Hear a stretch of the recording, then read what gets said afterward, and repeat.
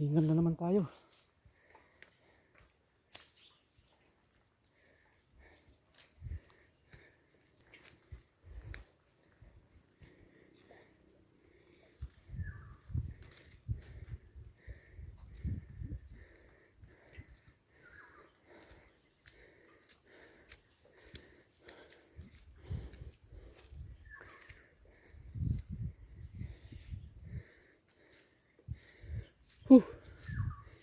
Hingal kabayo na naman mga kaibigan. Yan. Ganito po ang lugar dito sa amin. Nakikita nyo ay nyuglaang.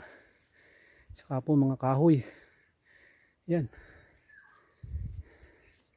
Ang maririnig nyo lang dito ay huni ng ibon.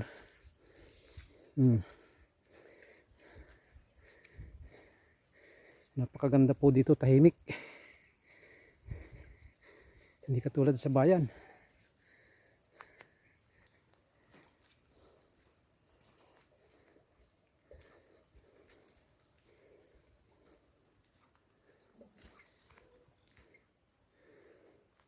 Yan po yung balat ng nyug. Bunot tawag. Bunot ng nyug.